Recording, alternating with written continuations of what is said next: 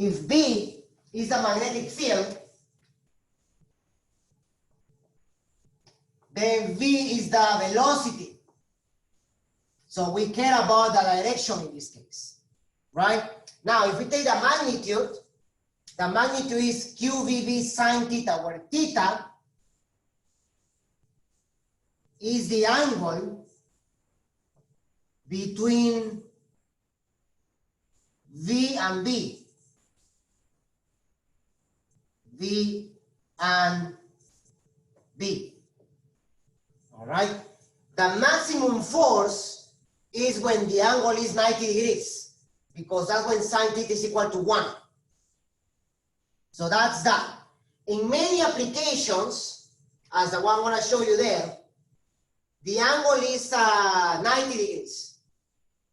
Right? So you get a maximum force. Or here, where you have a velocity going to the right, and you have the field going upwards. So you do it like this, and your force goes out of the page. So remember, this means out of the page. So we need to understand that magnetism, magnetic forces and fields, they act in 3 directions, right? So we need the 3 directions on space, right? The 3 dimensions. So the right-hand rule is used also in Physics 1 to introduce the idea of torque that we're going to use and we're going to talk today, because there's something called magnetic torque. If there's a force, then for some distance, you know, the level arm gives you the torque, which is the magnitude of rotation. Anyway, so this application is related to the particle accelerator that we talked. Remember, when the particle is going in a circular motion with radius r, that happens when the velocity is perpendicular to the magnetic field. So let's now say that there is a magnetic field in this region parallel to the x-axis here, like this, right? If that's the case,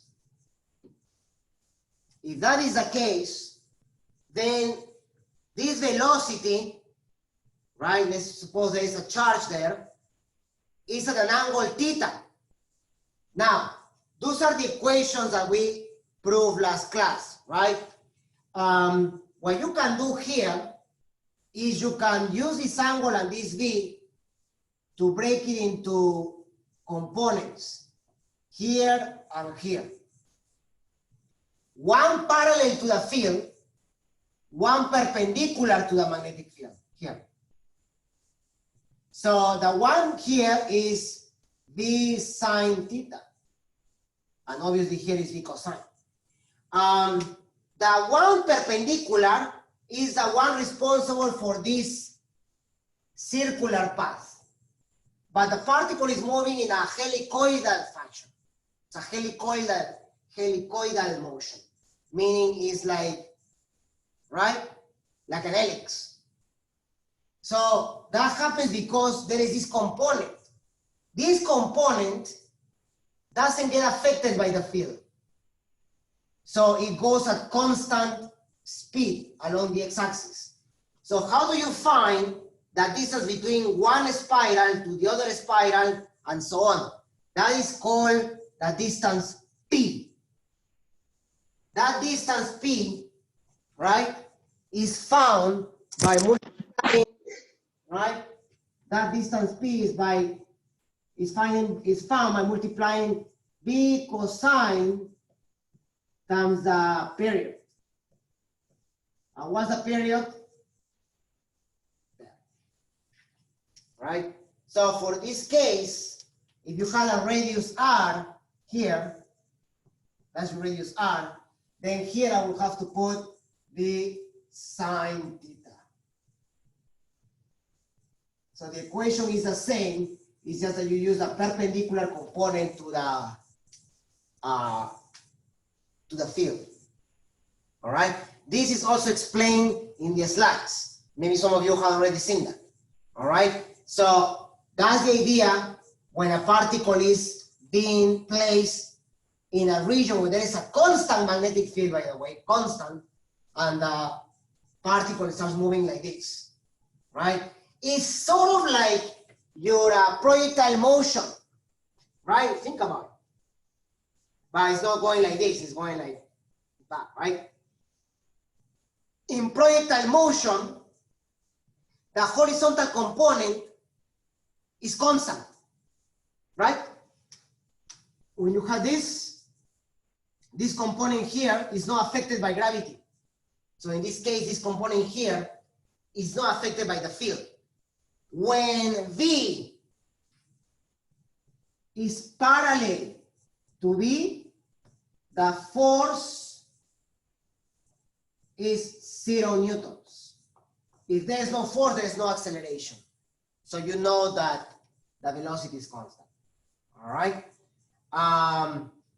Okay, let's introduce now. So that's basically the idea behind forces on charges, right? But we know that in real life, we mostly, or most of the times, we deal with electric currents, with loops, with circuits. So how does this work, or how does the magnetic field interacts with currents? All right, so let's introduce that now. We're going to introduce magnetic field or magnetic forces due to electric currents. The idea will be the same. You need a right-hand rule, but the equation will be slightly different. All right.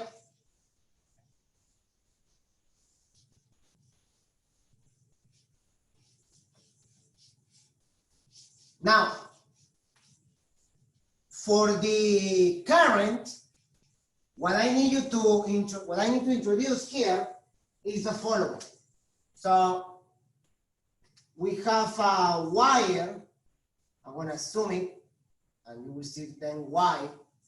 So this is assumed wire right now. Professor, can you move the camera, please?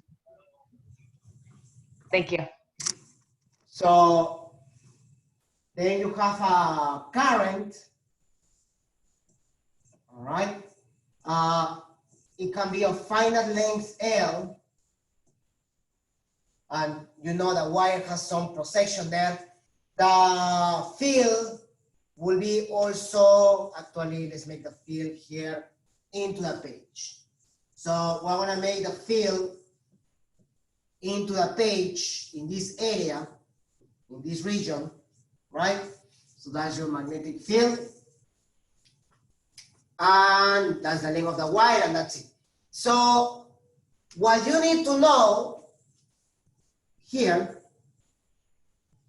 is that the definition of current that we discussed in the previous chapter was charge per unit time. But there is also something called a microscopic definition of current. We didn't cover that in detail because it wasn't really one of the learning goals. But in analytical physics, we do deal with what we know as the quantum model for current.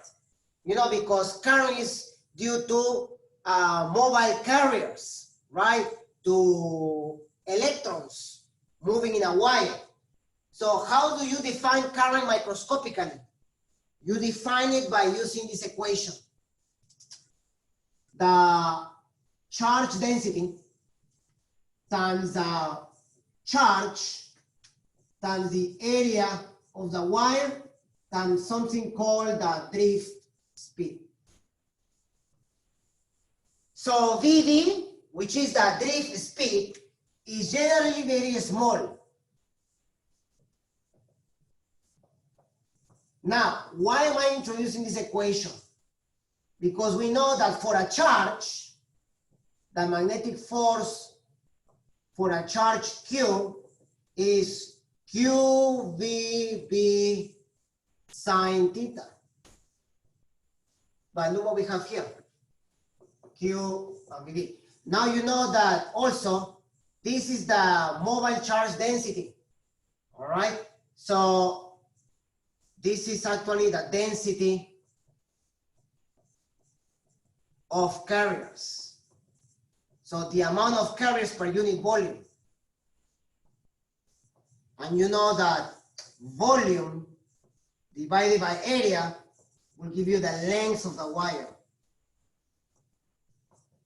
So if we use a definition, right, we know if we combine this and we combine this and we know this, right, all those three together will give you the equation for the magnetic force due to a wire.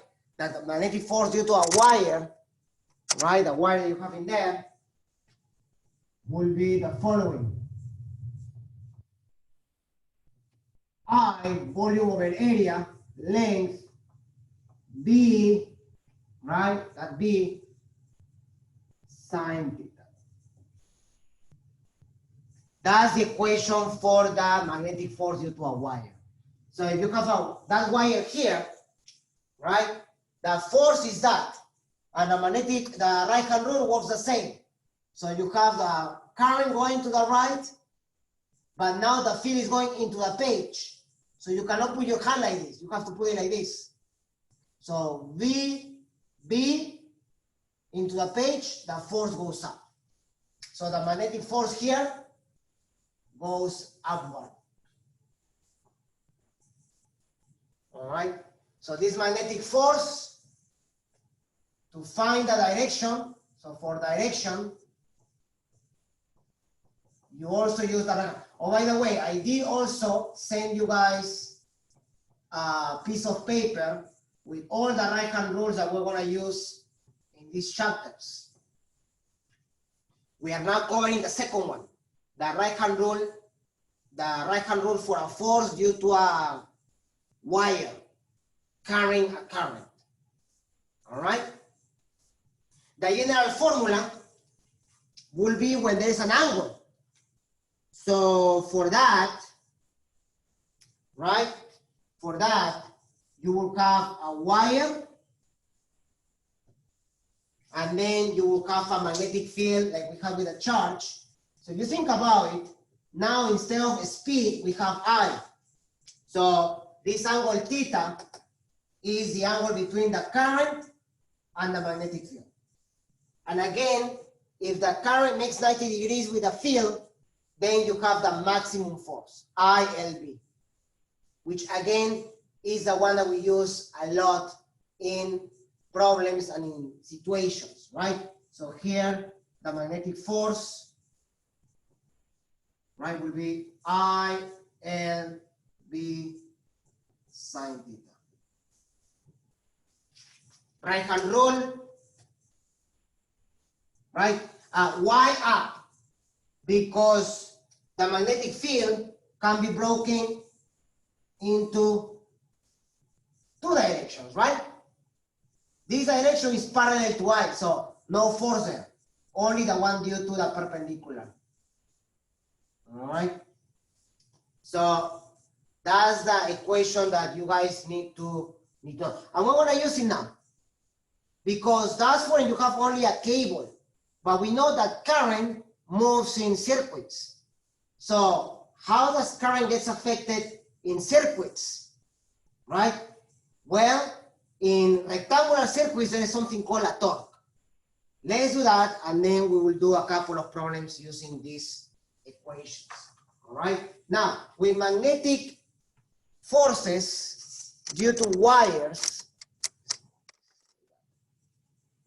all right, we are going to be using that a lot to explain certain things like galvanometers, and also to explain when we go into Faraday's law and motors. But let's leave this in here, because we're gonna need an equation anyway, and let's introduce the idea of magnetic force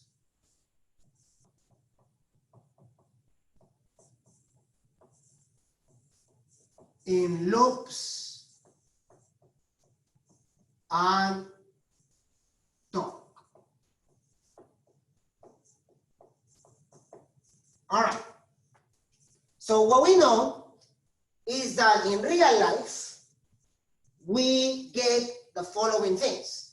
We can get a rectangular loop that is gonna carry a current, right? Let's make the current counterclockwise. So the current is going like this, right? It's a conductor, but now we're gonna place this loop, this rectangular loop, we're gonna place it in a region where there is a field perpendicular to the loop, perpendicular to the sides of these two sides of the loop, parallel to these two sides. So let's analyze what's going on using depth, right? We have the length of the loop, or let's say the height, h, and the width, w. We're gonna need that.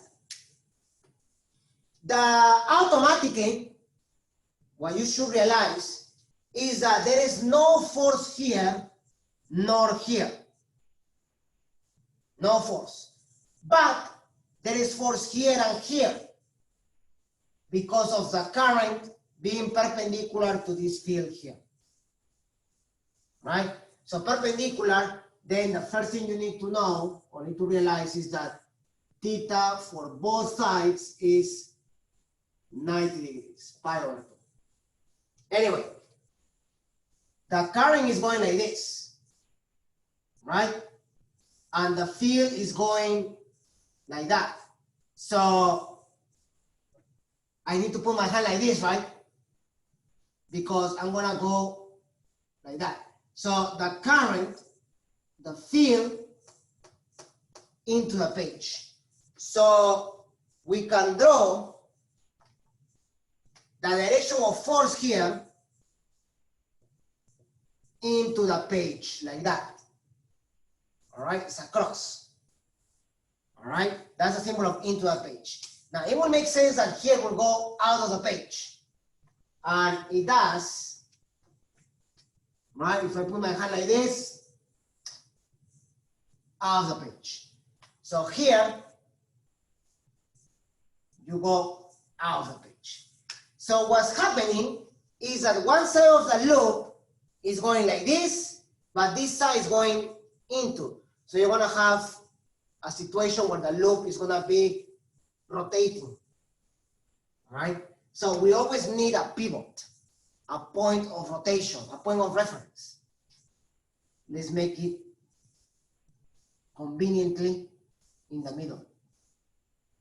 So this is W over 2, W over 2. All right? So force times distance is what? Torque. Or, let's put a definition here, R cross F, where R is the level arm, or the distance to the pivot. In any case, torque will be the sum of this torque plus this torque. Now, the force is going into the page. So what is the force? So let's start with this first. Both forces, this one and this one, both magnitude-wise are that. I, L, B, sine of 90, I and B. So then the torque, let's call this 1, and let's call this 2. That sum of torques is torque 1 plus torque 2.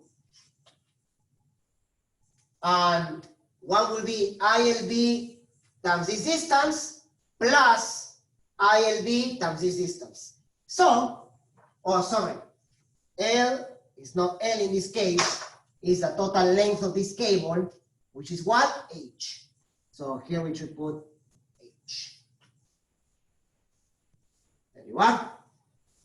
So now, what I'm doing is I'm writing you the equation for torque. Torque will be IHB,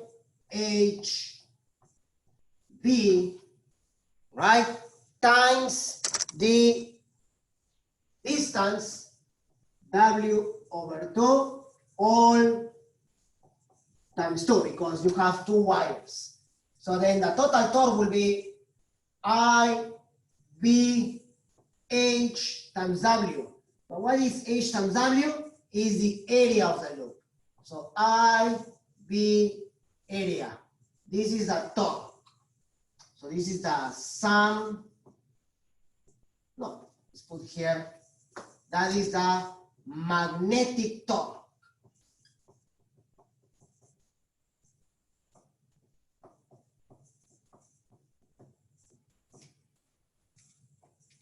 All right. But if you think about it, that is a special case, because we know that theta is not always 90 degrees. So let's actually project this to one of the planes. Let's project this loop towards the right. So if I project this loop towards the right, I'm just gonna draw it here, 2 graphs. All right. If I make a projection of that loop, or actually, over the bottom. But anyway, the idea is that you had this. Let me just take a look at the graph here. So I did it there. So you had one force going one direction, magnetic force, and you had the other one going like this. That's the figure. That's a projection. All right? And this was W/2, W/2. So then the loop was doing this. Right? So that's the equation for this. But what if you had the loop at certain angle? So then the force still goes up, this still goes down, but there is an angle. There's an angle theta here. So what you need to do is, this is called the normal to the wire. So in this graph here, the normal is always perpendicular to the area of the loop. So here I will do a normal like this. And there is an angle theta. Think about it, right? That angle theta, right, is also the angle between, if you do your geometry, right, here and here, right? This theta is also the angle here and here. In any case, how does that theta goes into the equation? By adding a W/2. This will be W/2 sine theta. So the equation for torque, right? So this equation becomes now IB area sine theta. So then the general equation for torque is that. All right? It's with a sine theta at the end. Okay? And in many applications, you actually get loops with some angle. We'll do a problem like that as well today, so you can see what I mean. All right? At the end of the day, you only need to see the angle between the magnetic field, right, and the loop itself, right? Because you're looking at the normal here. So when we do that problem, it will be more clear. All right? And that one there is the special case when the loop, right, or with the, when the normal to the loop, sorry. What I mean with the normal is this, right? When the normal to the loop is perpendicular to B, then that's when the torque is just that. But if the loop is like this, right, at an angle, then you have to compute the sine of the angle. All right? And in some cases, it's just a basic geometric problem. All right? All right, so this is the last topic with forces. Now, you do have a few applications, so I'm going to share my screen now. And this is the figure I was telling you guys, so that's the equation there. So if you go to the slides, the proof that I did is there, here, and here, all right? Applications for torque are basically a galvanometer, all right? Where you have a coil and you have a magnetic field between north and south poles, and then basically you will have a scale, and then this scale will be moved due to the torque exerted, all right? Because it's proportional to that current. More current, more torque, okay? So this allows you to have rotation and move this needle, right? That's an application of this. We will later see another application when we start talking about motors, all right? Because you have to remember, this is what's causing rotation, all right? And if you have rotation, you can convert the kinetic energy into electrical energy. So that's something interesting there. All right, so before we do some examples, I want to start introducing, because so far, for torque and for forces, we have introduced all those concepts with the idea of the magnetic field already there. B, right? So when we did this in electrostatics, we didn't introduce the field, or we introduced the field right after we introduced the force. And then we combine them together with QE equals to, you know? But now, to understand the concept of force and thereafter torque, we need to have the magnetic field. But what if you don't have the magnetic field? How do you find the magnetic field? All right, so let's take a look at these slides, and then we'll go, and then I will do the graphs on the board. Now you have to start using the third right-hand rule. All right, so let me see if I can find that in announcements as well. If you guys go to your, here, there, right-hand rule magnetism. So there's a video there, but there's also this piece of paper that I think would be a good idea if you print. We've already covered this and this, well, and this there. But now we're gonna cover this, the right-hand rule for magnetic field or magnetic flux. So the magnetic field, as you know already, is a vector, right? But it's a vector due to different poles, north and south. But that's not the only environment or the only way you can get a magnetic field. You can also get a field by having electric currents. Electric currents, as it says there, can create magnetic fields. Now, these magnetic fields have been studied by, again, using iron filaments, and thereafter we use compasses to trace the direction of the field. This is a very nice experiment. You can just put a coil or a big long wire and then connect it to a power supply, which will give you current in the wire. And then you can put 4 compasses around the wire, and you will see the alignment. Now, this alignment gives you what we know as the Ampere's loop. This loop here that you see there, right, this one here, is called the Ampere loop.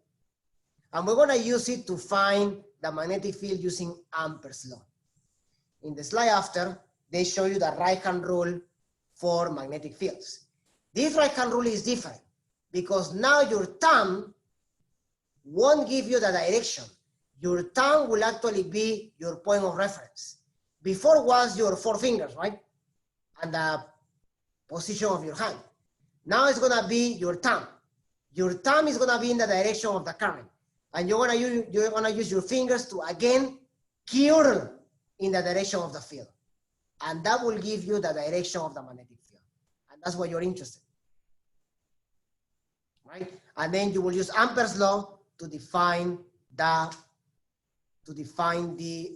magnetic field, all right? So let's do that on the whiteboard so you can see how it works. And you can see how to do these problems or will help you to do the problems later on. So let's see that.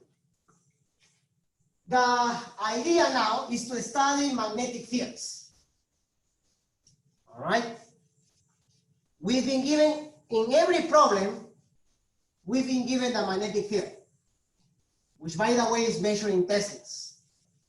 But now, let's see how do we find the magnetic field and what applications can we get from that. So let's introduce, or let's write here, Ampere's law.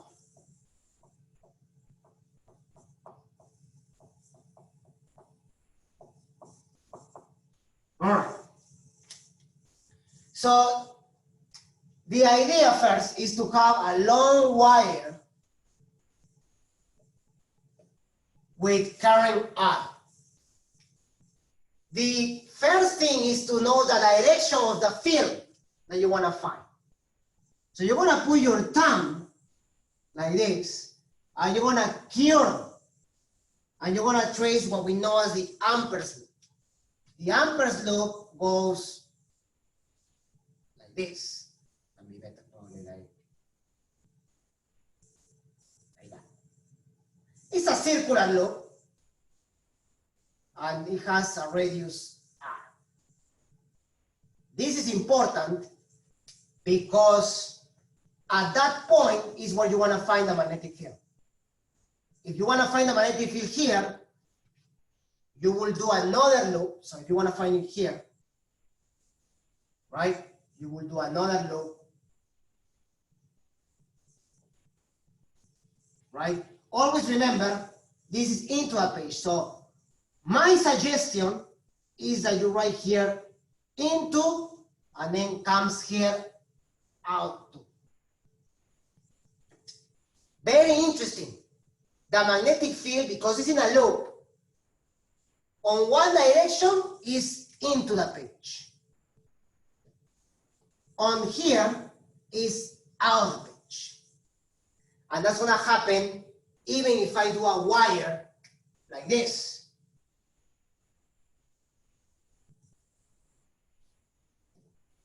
If I do a wire like that,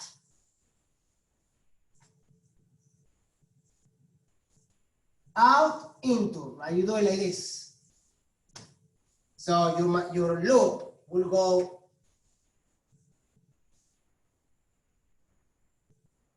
like that. But you can draw the arrows. This goes into, and then here goes out of the page. And it's going to be even more interesting when we have currents into the page and out of the page. Remember, 3 dimensions, right? So what does Ampere's law tells you? That in this Amperian loop, on the Amperian loop, there is going to be a field active. In calculus, there is a way to measure that. That's called a linear integral. So we define that B times the differential of length is equal to, or is proportional, it was called by Ampere, to this. You don't need to know this because I'm going to give you the equation, or I'm just showing you how do you measure this length, all right? Because at the end of the day, B is going to be constant, and then you're going to do the total length of this. What's the total length of this, or this, right? It's a circular loop with radius r.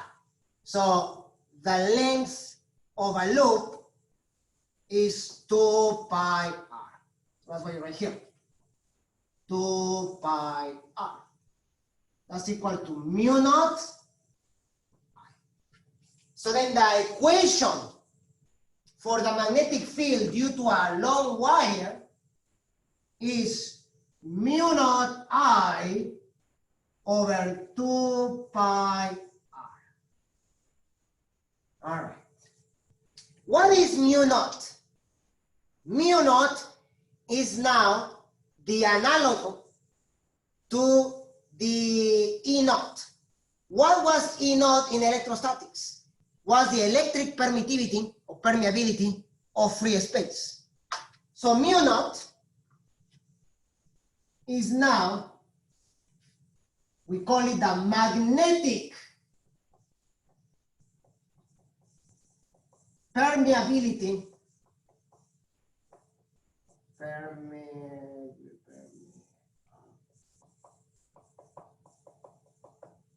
of free space, and it's equal to 4 pi times 10 to a negative 7 Tesla's meters per ampere. Tesla's meter over ampere. That is mu naught. Very small. Remember, E naught was the electric permeability. Now, I know that some of you know that constant K in Coulomb's law, and we sort of did this as well, is the inverse of 4 pi E naught. So K, or you can write Coulomb's law in terms of E naught to find electric fields. And here, so eventually we're going to join them together and we will go into electromagnetism, when you know electricity and magnetism. But that's important because this guy is going to come up again several times. Mu naught, all right? So that's another equation there, all right? And if you think about it, right, the equation for electric field was KQ over R squared for a point charge, or 1 over 4 pi E naught Q over 4 pi E naught R squared. Right, that's another one right here. So it's similar, right? Mu naught I over 2 pi R, sort of. Because it's length, not area, now it's just R there. Right, comes from this. Don't worry about the proof. Worry about this equation, and what is this mu naught. Now, let's do an application of this and let's start doing problems, right? The first application is the interaction between more than one wire, all right? What happens if you have 2 wires parallel to each other, all right? Let's find, or let's study first in terms of force and then in terms of field, all right? So, and basically with that, we are done with chapter 18, by the way. So that's good, right? Quite a few new concepts in here. Let's leave that in there. Let's do an example on a situation. This is more a situation where you have 2 parallel wires. Let's say I1, and here again as well, going upwards, I2. All right.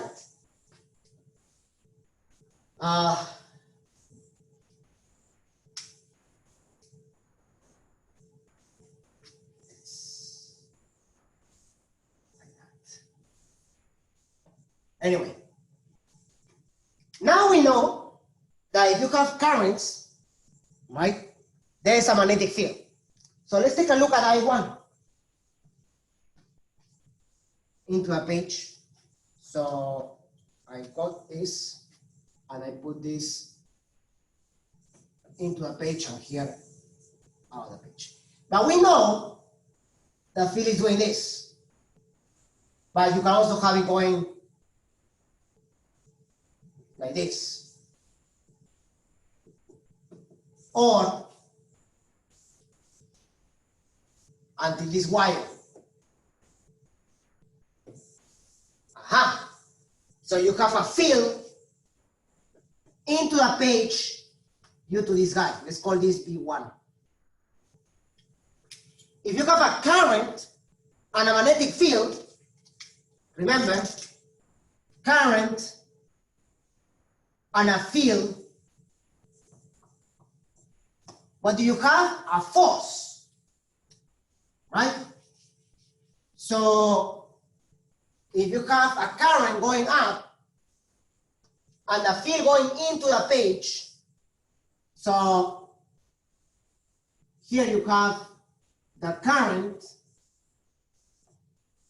and the field is going into the page. So I use now my right hand rule for forces. 4 fingers going up like this because it's going into the page. So the force that I2 will feel is going to the right. So let's call that the magnetic force. The magnetic force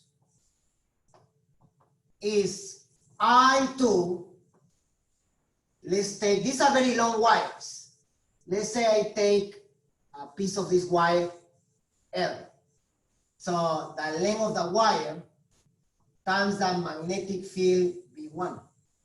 But we already know what the value of V1 is, right?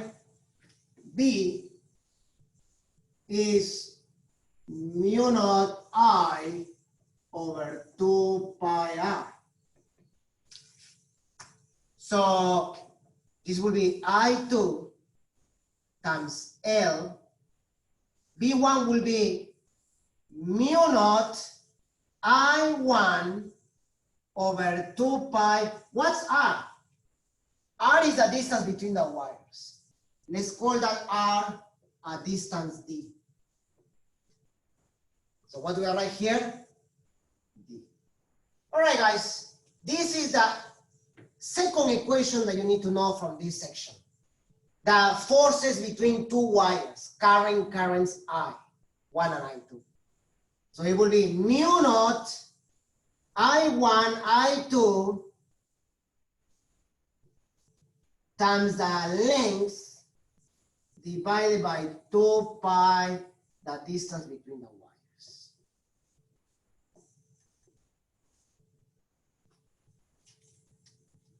Nice. So we don't have magnetic force between charges because there's no magnetic charges, but we do have magnetic force between wires. Now, something important. This force is going to the right, going to the left, sorry. Action, reaction. So that's interesting. If the 2 wires are carrying currents that are on the same direction, they attract. But if the wires are carrying currents on opposite directions, they repel. So that's something that you need to be careful with, right? Because it's sort of different to what we did in electrostatics, right? Like charges repel, opposite charges attract. In this case, the same direction for current, they come together. Now, that's that. But I want to be honest with you guys. This equation for Ampere's law only applies, or generally applies, when you are using a cable that is very long. It doesn't have to be infinitely long, but it needs to be long enough. So in many cases, this equation is written like this.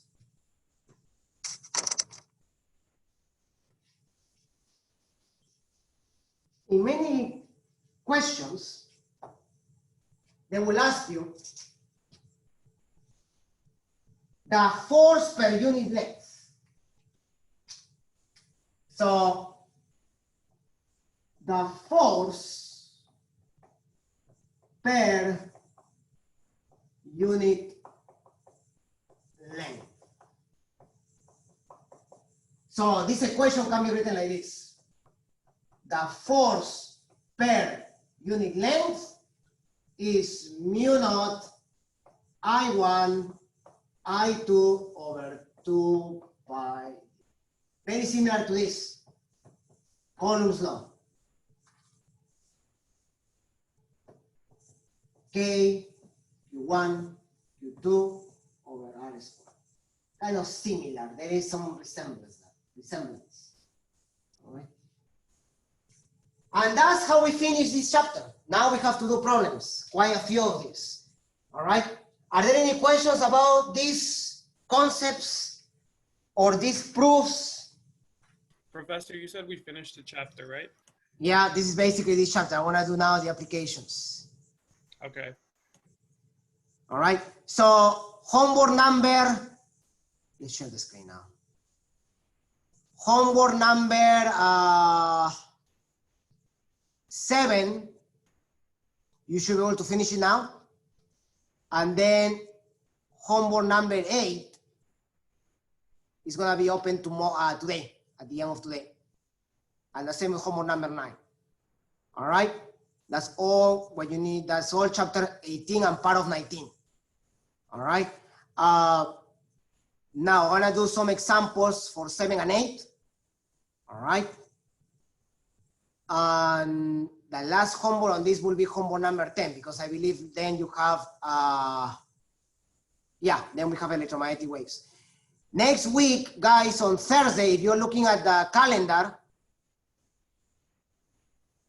I will give you exam number 2, and it will be due on the Monday, the 3rd. Now, probably you saw my announcement. This exam that you're going to have on the Thursday, that I'm going to give you at the end of class, is going to be more difficult than the first exam, for sure. No extra credit, no nothing. It's going to be an exam that is going to be the challenge of this semester for you guys. When is the second exam, Professor? Yes. Next week, what day? On Thursday. But it's going to be due on Monday. So it's sort of a take-home exam. Okay. That exam will cover chapters 18, 19, and 20 most likely. It will be open at 9? What was that? The exam will do, like we will take the exam at 9 a.m.? Like. No. I will give you the exam at the end of class, and then you will have until Monday to submit it. Okay. All right. That's why the exam is going to be, well, basically because it's 2 weeks after these topics, right? So you have time to review, but also because it's going to be a bit more difficult than the first one. It's going to be more difficult for sure. And also because the final is this day, right? So we need to start making sure that you guys have enough understanding, right? And basically we have had 2 quizzes. There might be a quiz on this day. I don't know, maybe at the end of class, I throw you a couple of questions of review at the end of the class. But we will see, all right? So far we're going good, all right? We have time to do problems of chapter 18, and we can probably start chapter 19 before the end of class. Now, Is there extra credit questions on the second exam? no, of course not. Forget it. No. The second exam is actually normally the most difficult in each semester. Even though it's take home, I do make it a little bit challenging. The concepts are easier though.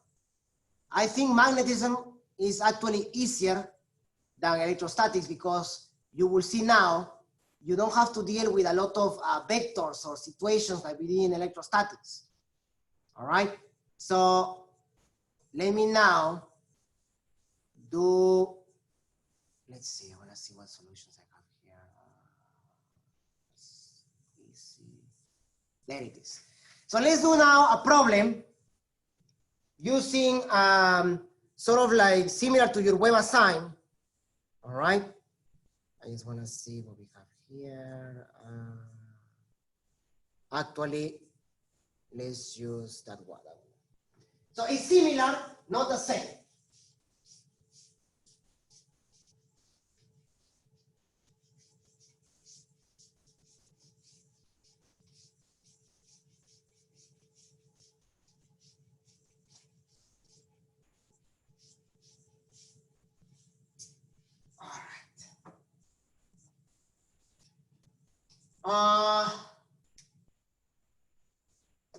You're gonna have a region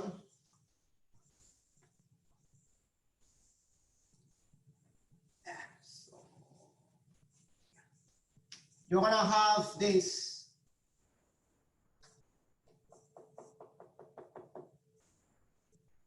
Two wires hanging, and you're gonna have a bar, metal bar.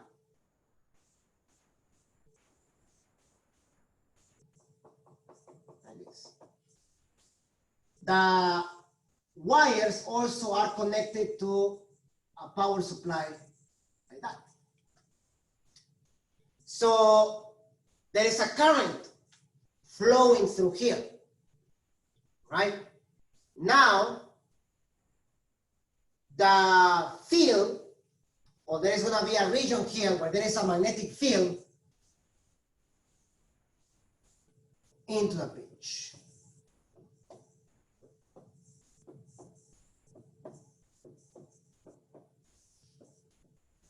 That's your magnetic field. The question is going to ask you, each cable here is holding the bar with the same tension, tension T. The mass of the bar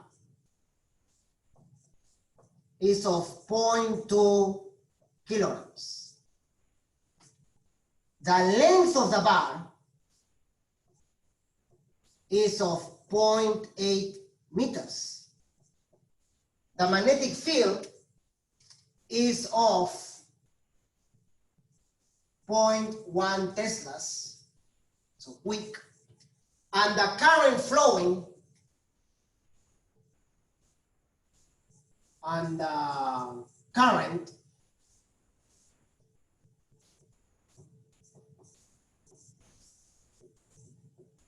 is of 0.5 amperes. The question is asking you, find the value of these two tensions, which are the same. In addition to that, they give you the gravity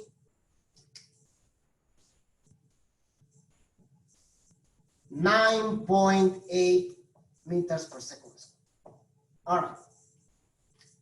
So what's happening in that situation, right? This is very similar to a problem that you have in the web assignment. It's not the same though. The idea is to combine forces and magnetic forces.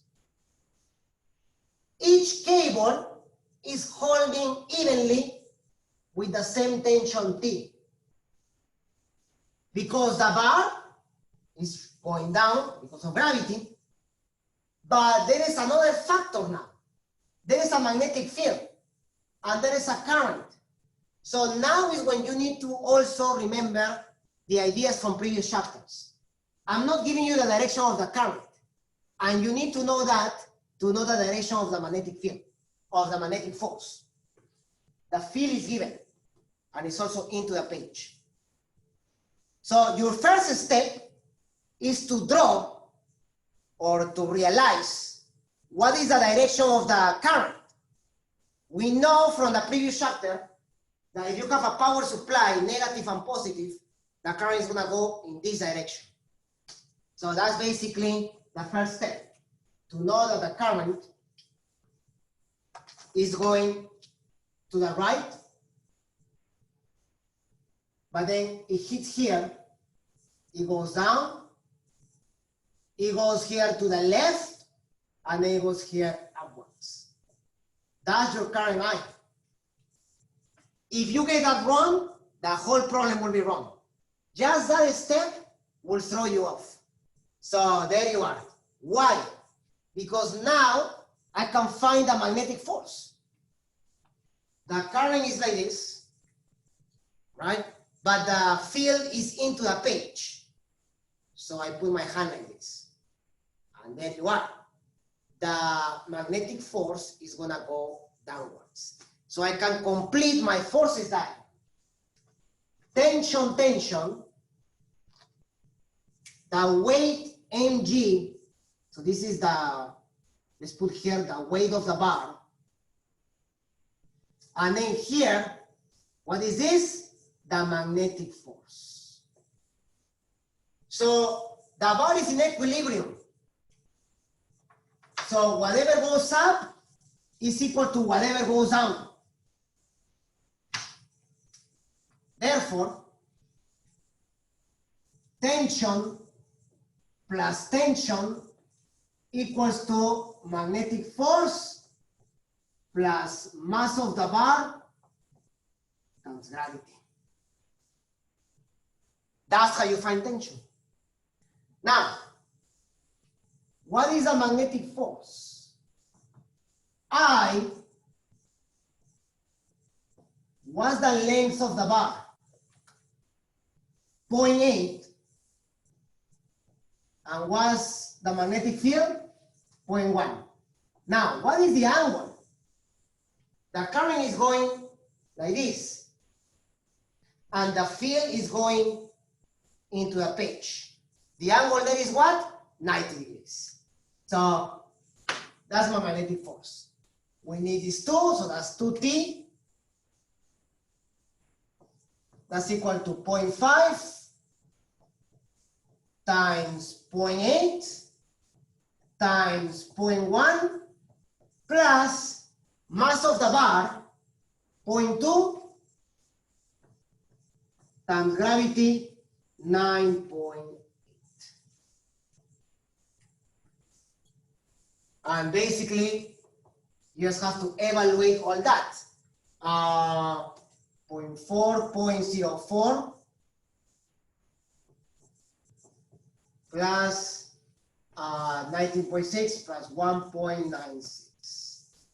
And that exactly gives me 2.00.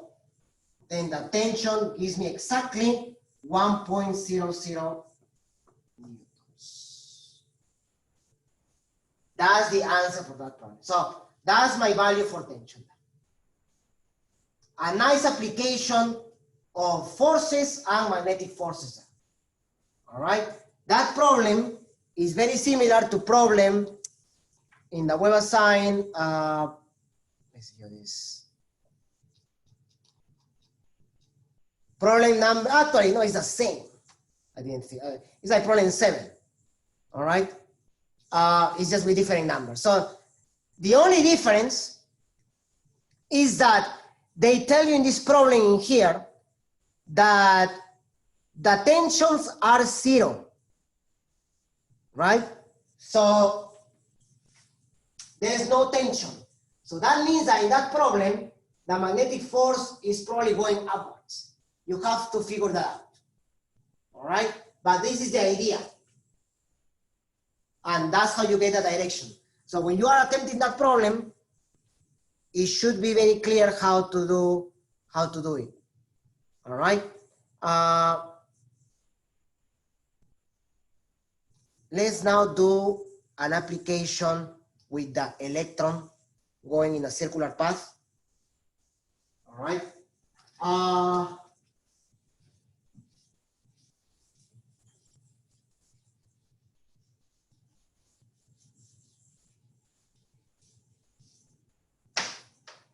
Another problem will be also like your web assign, where they give you the kinetic energy of the electron. All right. So an electron is being shot towards a region of magnetic field with a kinetic energy. So in fact, let's do that angle there as well. So I want to change the problem a little bit. Let's see what you're looking at here. Okay. So I'm going to have this situation. Let's see if it works out.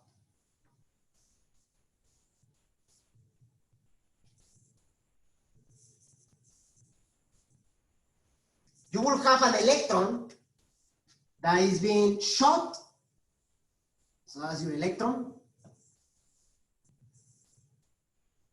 Like this, with some velocity that you don't know. And the angle here, let's make it 80 degrees. Let's make it 50 degrees. 50 degrees. All right. The kinetic energy of the electron, let's make it something that is similar to the numbers you have here. 2.50 times 10 to the negative 19 joules. That's the kinetic energy of the electron. All right. The magnetic field in this region going parallel to the x-axis, right? So there's a magnetic field here.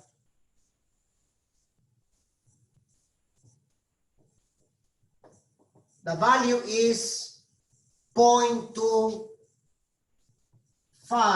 Teslas.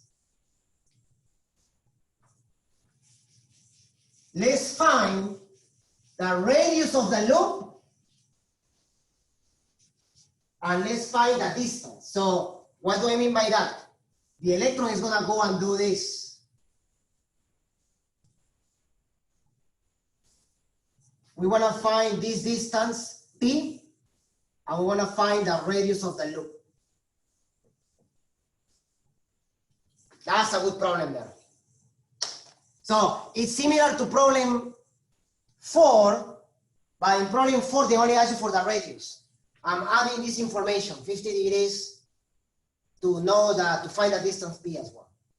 All right? So the first step here will be to find the velocity. So that's when we use the kinetic energy. If they give you the kinetic energy of the electron, that's equal to 1/2 mass of the electron times velocity squared. All right? So that is that.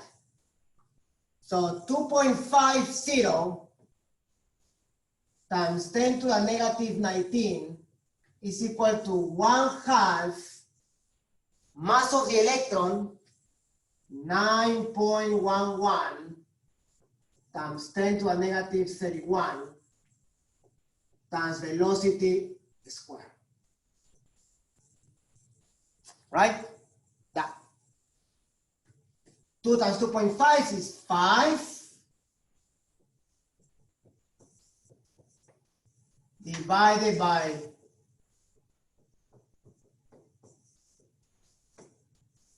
that's equal to the velocity squared.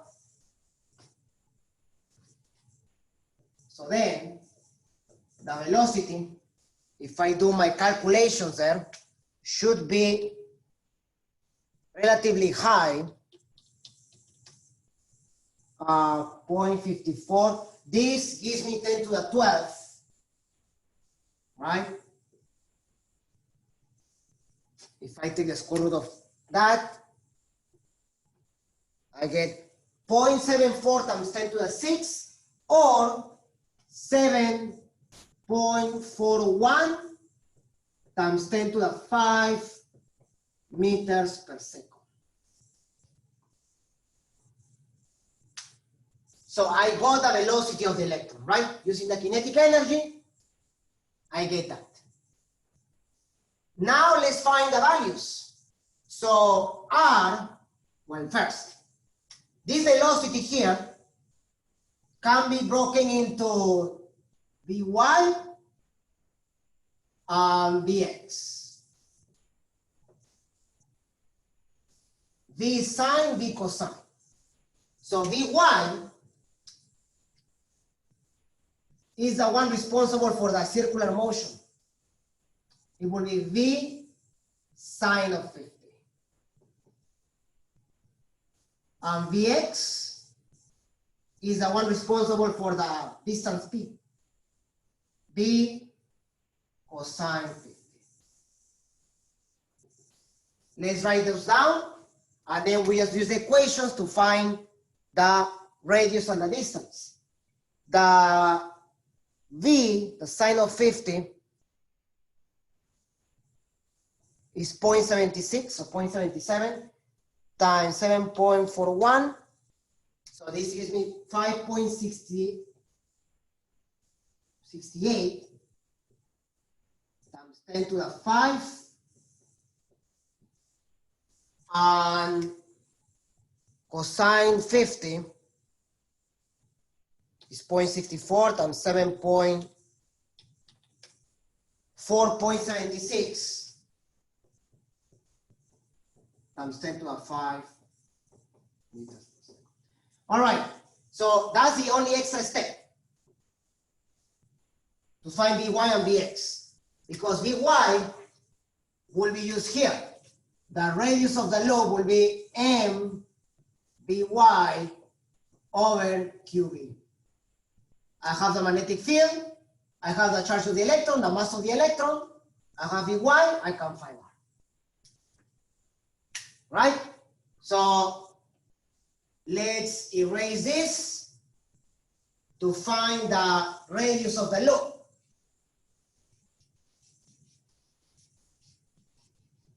So something that you have to be very careful in this chapter, like it was in electrostatics, is that you're going to be dealing with powers of 10 a lot. So your radius will be mass of the electron times this velocity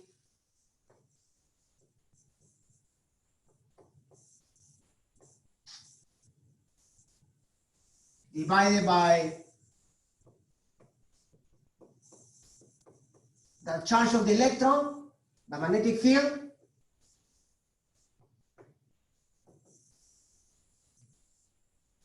and it seems like it's going to be very small, right? So let's take a look. 9.11 times 5.68 divided by 1.6 divided by 0.25 give you 129.36.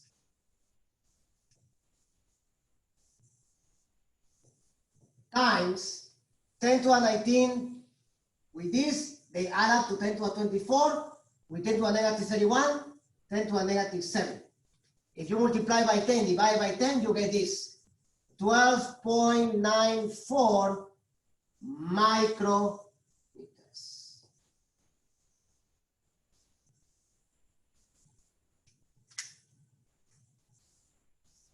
All right. So that's how you find the radius of the loop. Remember, NV over QV. And then, how do you find that distance that is moving along the x-axis? We have to use this. The only thing that we need now is the distance P is Vx times the period that it takes to do one revolution. And we know the equation for period, right? The equation for period was 2 pi r over v. So 2 pi m over qv. So the period here is 2 pi r over qv. So your distance p, I'm just going to put the equation here. Vx is this.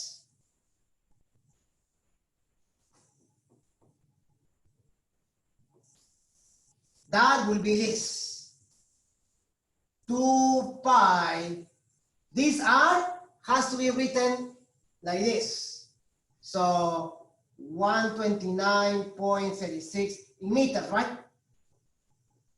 That's why. Divided by 1.60 times 0.25. That's going to be more interesting.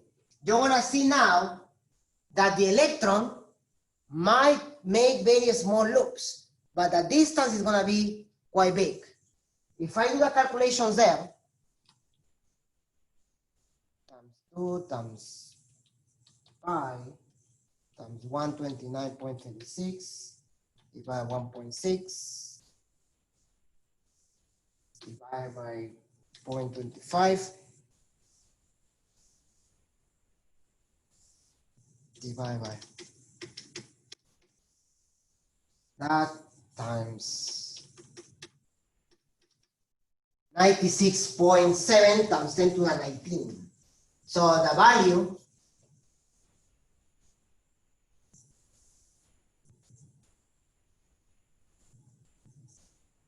that's m. 2 pi r over v. R over v is 2 pi m, sorry. You don't need a radius for this part. It's 2 pi m. That's why that was supposed to be. So again, let's just correct this. This was Vx, right? That equation was 2 pi m. You don't need a radius for that. So that's done. R over v is m over, so 2 pi m, so that's fine. 2 pi, the mass, that's why it's an electron. So 2 pi r or 2 pi m over q times v. There you are. Now it makes sense. So again, it's small because it's an electron, all right? Now 4.76 times 2 times pi times 9.11 divided by 1.60 divided by 0.25. So 681 times 10 to a negative 7. So let's put it here. I get 681 times 10 to a negative 7, or multiply by 10 divided 68.1 micrometers. Right? So that's the distance there. So that's an application of the helicoidal motion. All right. In most cases, you probably will just be asked for the radius. All right. And if this angle is 90 degrees, then you just use the V. Right. So this was an interesting problem where you have two components for the velocity. All right. So that's an application for the helicoidal motion of the, in this case, of the electron. All right. Any questions about this before we go into forces?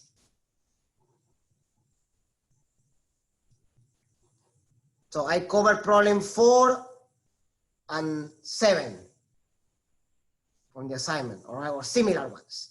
I did the problem 3 last class, and the first 2 are right-hand rules. All right. Now let's see. I want to do a problem with forces between wires, but also it would be a good idea to do one with torque. So let's see if I can find one here.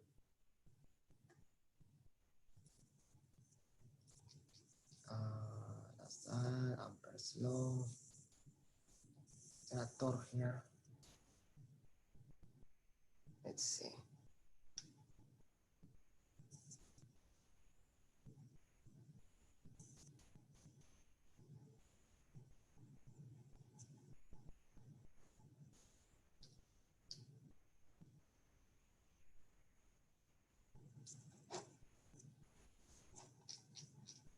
No, that's okay. I'll come over there. Let's do an example of forces between wires and then one with torque.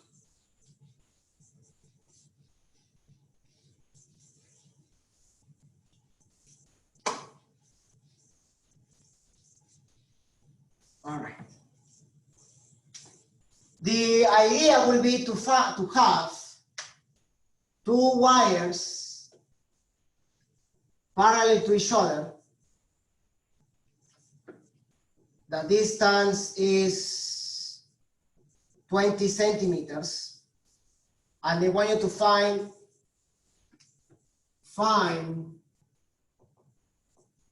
the force per unit length between the wires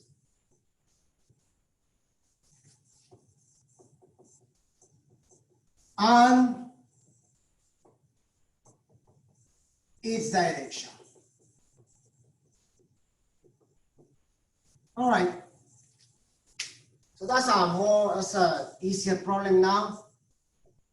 I1 equals to 6 amperes, and this I2 will be just 4 amperes. So that's an easy problem. The only thing you need to realize is that one is going up, one is going down, opposite direction, so they repel. Like this. All right? Now, the magnetic force per unit length is mu naught I1 I2 over 2 pi. That's it. Professor, are we assuming that the magnetic field is going into the board? No, you are not giving any fields. It's about forces. All right.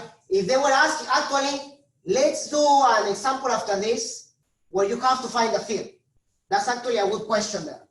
All right. Yes, because there are two types of questions you can get in this problem. The force. So the direction of the force was given. No, you have to find it by knowing the direction of the currents. Right? By that third rule. The third right-hand rule? No, I didn't use right-hand rule for this. You only need the right-hand rule for this. You only need to look at the directions of the currents. The right-hand rule you use when you want to find the direction of the field. And that's the problem we're going to do right after this. All right? Because that's another example you can get. What's the magnetic field at some point here? So we will do that. Yes. So here is just application of formula, right? 4 pi negative 7 I1 I2 over 2 pi, and the distance is what? 0.2 centimeters. Pi and pi, 2, and this 4. So they will get 24 times 10 to the negative 6 newtons.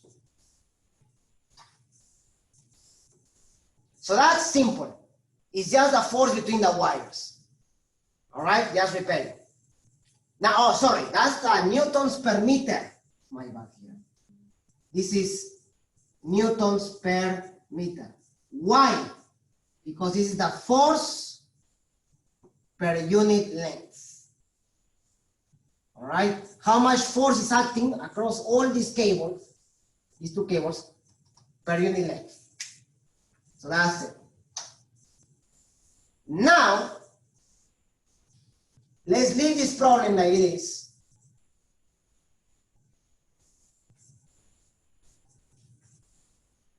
So, let's change the problem now. Very important. So I asked first the force between the wires. Given the same problem, let's put the same distance. And the same current, right?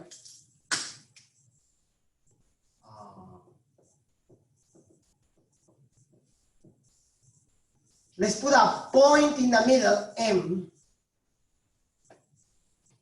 Find or compute the magnetic field at the point M. All right. Find the electric field at some point, find out the magnetic field at some point. Now you have to use the first step will be to use the right hand Because now, I'm not asking about the force, I'm asking about the field. And you have two contributions. I1, I2, and you can even have another wire here. We will probably do that later with free wires. Or maybe wires are going into the page and out of the page. For now, one is going up, one is going down. So let's analyze. Let's analyze what's happening with I1. All right. With I1, you have the wire with the current going upwards. Your thumb, not like this, because this is for forces. Now you want fields, so your thumb goes up. So the magnetic field due to I1 is into the page. Does everybody understand that? That it goes into a page, right? The magnetic. Can you clarify when to use the third rule? The third rule is used when they ask you for the magnetic field. The first two rules, with your fingers like this, right, are when they ask you for forces, for a charge or for a wire. But when they ask you for the magnetic, that's why, and this is being recorded, right? You need to read the whole question. Many students, when I give them a problem like this, they either find the force when I'm asking for the field, or they do the other way around. They find the field when I'm asking for the force. And that's because as soon as they see magnetic, they think that, oh, magnetic force. You have to read the question, all right?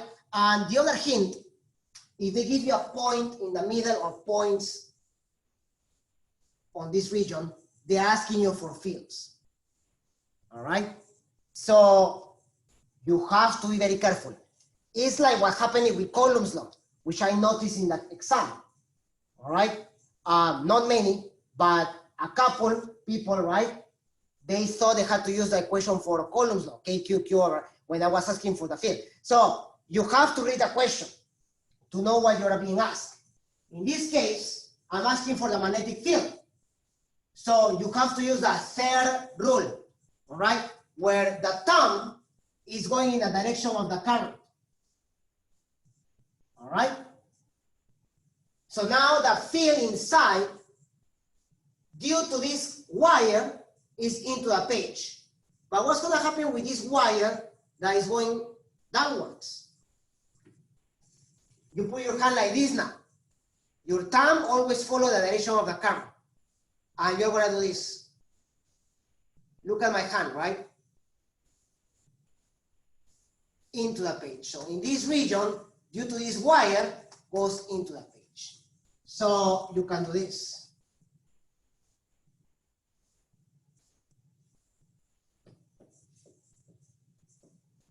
Into a page, into a page. The overall field, vector, B1 into plus B2 into a page, into a page. Now we use the equations. What's the equation for B? 1. Mu naught I1 over 2 pi. What's the distance? That's the middle point. This is 20, 10 and 10. So this will be what? 0.1 plus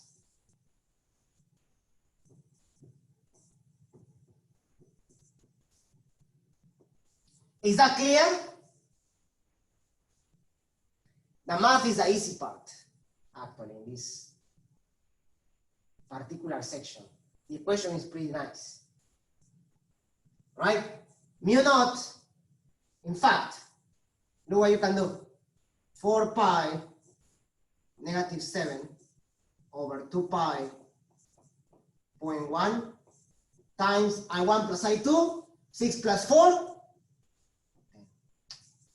pi, 2 and 2. So the answer will be 2 times 10 to a negative 5. units, Teslas. You're looking for magnetic fields. Very important problem.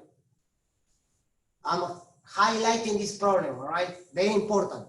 It looks easy because it is, but the right-hand rule is the thing. Variations of this problem. I'm not gonna do it now. I want you to, as kind of homework, what will be the magnetic field here and here? Let me give you some values. Find the magnetic field 10 centimeters to the right and 10 centimeters to the left. Think about it, all right? You need to think about it. I will do it tomorrow. And there is a problem like that in assignment 8, where they give you 2 wires and they ask you for the magnetic field in every point of space. All right? You have to use right-hand rule. All right? Another thing that you need to know, out of the page is positive, into the page is negative, right? So here I will have to put that this is into the page, right? In some cases they will put a minus there, but don't forget the magnetic field is a vector. And now let's do a torque situation. I'm just thinking how I want to do this one. Let's just do it parallel to that. Yeah. Okay.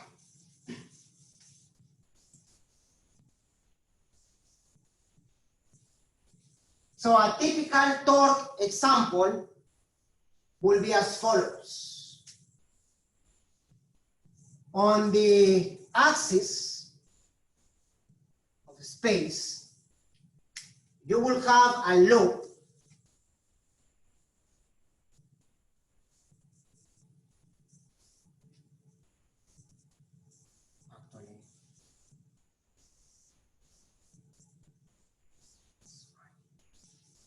this, and maybe I'm gonna do this more like that.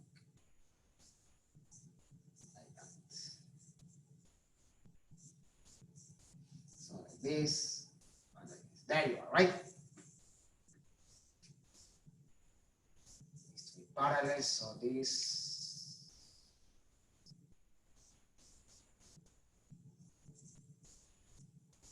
Yeah, that's parallel. So that's a rectangular loop. There is a current going like this, it doesn't matter. The current, let's make it a value of 2 amperes. This will be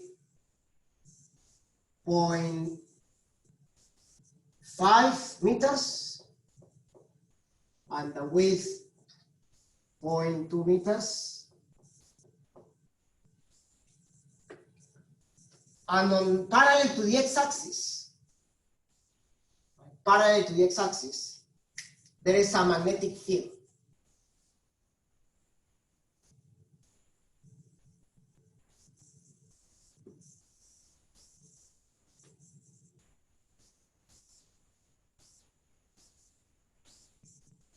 And is equal to 0.6 Teslas. Find the torque. So this question is asking you,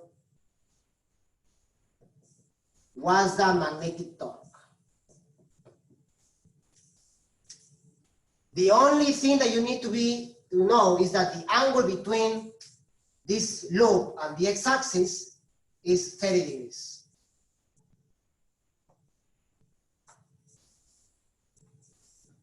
All right. So let me see if that's correct. So that's 30.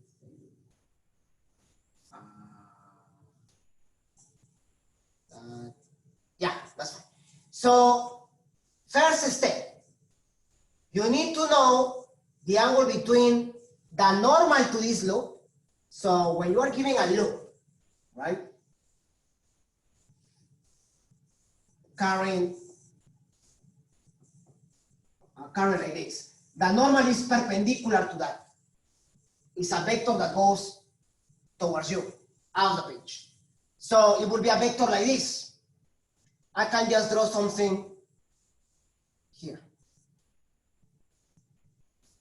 Any line, any vector that is perpendicular to this plane will be perpendicular here as well. All right.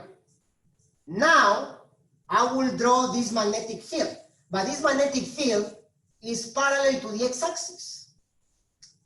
So, I will draw a parallel line here. So that's not very parallel there.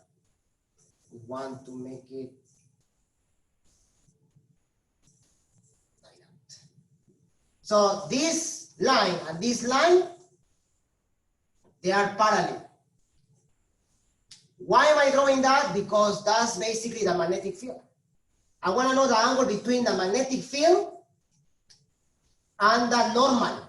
I want this angle. This is my angle theta. Not 30, but that. Now, this angle is 90 degrees. Because these two lines are parallel, this angle is 30, this angle is also 30. So then, theta plus 30 degrees is 90 degrees. So the angle theta is 60 degrees. Right? Let's zoom in this so you can see what I did there. Yeah. I had this, the loop, this is the field, and this was my normal. My normal is a perpendicular line to the loop. So the loop goes, right? The axis was, so this was the field, this was the x-axis. I was given this by parallel lines, by complement. So the angle between the field and the normal is 60 degrees. And now I can use the formula. Torque will be I B the area 0.5 times 0.2 times sine of 60, and that will be it. Now, is this a common problem? Not really. I mean, I'm just showing you guys because you might see this in the book. All right. I do ask questions about torque, but they are more like when they make 90 degrees. That's an application that it's normally found in different textbooks when you have a loop like that. Now, this is gonna be useful for the next topics that are gonna follow. When you deal with magnetic fields, we don't just talk about loops like this. All right. We talk about, actually, let me finish this problem, okay? So, 1 there, 0.1, 0.006 root 3 times 10 to a negative 2 newtons meter. That's it. When you deal with magnetic fields, normally you have several loops of current. You can easily prove this if you open a CPU or a fan, right? You will see coils in there. They are normally made of copper wire. So these are actually magnetic coils. So in real life, what you have is you have several coils in here, right? We call that the amount of turns. So you can have a lot of terms. That is introduced in this chapter as N. This is the number of turns or coils. We're gonna need this for the next chapter, all right? So in reality, the torque if there were 10 terms in here, or 20, or 50, or 100, you multiply by that number here. The more terms, the more torque you will have. And you will see that the stronger the field will be as well. All right? That will be the idea when we start talking about solenoids and toroids. Because one of the ideas for the next chapter as well is to introduce sources of magnetic fields. The first main source will be a solenoid, like the ones that you see in cars, all right? It's basically a wire wrapped around a conductor, right? So there can be a field inside the solenoid, all right? So this is it, guys, for this. I think you guys should be able to finish assignment 7 and start with assignment 8. I will do a particle accelerator problem at the beginning of next class, where we're gonna combine electric fields and magnetic fields. So make sure you are on time tomorrow, all right? Because I'm gonna do that problem.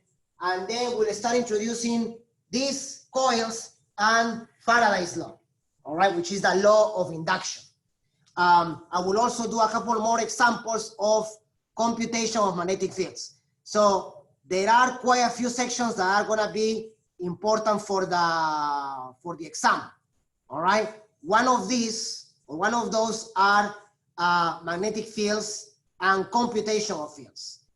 So we've done forces on charges, forces on wires, torque, magnetic field, right-hand rules for all of those. And we're gonna do now Faraday's law and applications of that. Are there any questions? Professor, I just have a general question. How many chapters are we gonna do in the course? Yeah, that's a good question. This is my idea.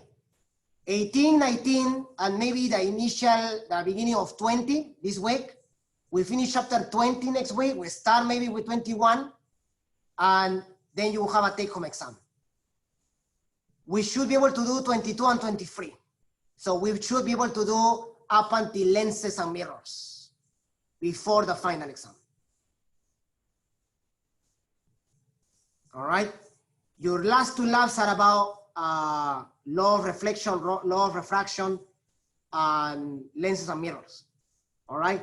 The only chapter I'm thinking that we're going to skip is electromagnetic wave, but I will probably just do a little bit of that. All right. So then we can go into optics, which is actually the easy chapter on this course. Right. Optics is actually the easiest one. And in terms of the assignments, you should expect to do at least until assignment 14. All right. There are 16 assignments, so you should expect to do at least until 14.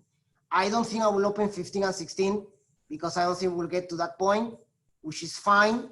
Normally that's optional, but assignment 14 is what we normally do until in a normal semester. So you are gonna be doing all the labs that we do in a normal semester, and I would say 90% of the topics that we do in a normal semester. In fact, last semester I wasn't able to cover because of the stupid pandemic, right? I wasn't able to cover the whole course either because it was, there were issues with some, because of that. But with you guys, we're gonna be able to finish most of the topics, all right? Any other questions? Yeah, you said we'll do all the labs. Do you have an estimate on how many labs? There are 3 more labs left. Okay. There's 8 labs. So tomorrow we're doing Kirchhoff laws. You have the midterm on Thursday, and then 2 labs next week. And then the last week of classes, there's no lab. You will have your final before that week. I do it like that, so then you guys have the whole week. So that's the week of the 13th to just study and review for the exam. I will be expected to do topics up until Tuesday the 11th. So Tuesday the 11th, we should be finishing with lenses. All right. And then Wednesday, we will try to do as much of a review as possible because on Thursday the 13th is your final. And yes, it's the whole course. All right. And most likely, it's going to be all multiple choice just to make it very similar to what you will have in a departmental final. All right. So it's going to be tricky because it's all multiple choice. All right. And normally Then I guess the exam is all multiple choice. the final exam, yes. We have 3 exams before the final, right, Professor? Yeah. So there is another exam next week on the Thursday. Yes, and then there will be one more and then the final, right? Yeah.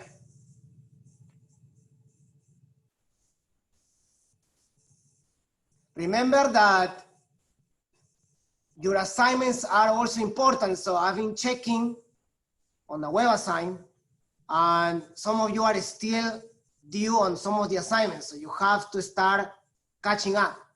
All right, because as I said, at least till assignment 14 or 13, that's where you're, so you have a lot of things to do. And to study for the exam, assignment 7, 8, 9, and 10 are gonna be very important. So 7 and 8 are gonna be, and 9 are gonna be open today. Assignment 7 is already open. Am I sharing the screen right now? No. Okay, all right. If you have any questions, I don't think there should be any. But if you have any questions about the first exam, I'm gonna be doing office hours on Wednesday after class, all right? And I'm gonna be available on email tomorrow, because tomorrow we have a full day of doing labs, all right? So again, be on time tomorrow morning. I'm stopping the recording now. I'm gonna try to post it as soon as it's available.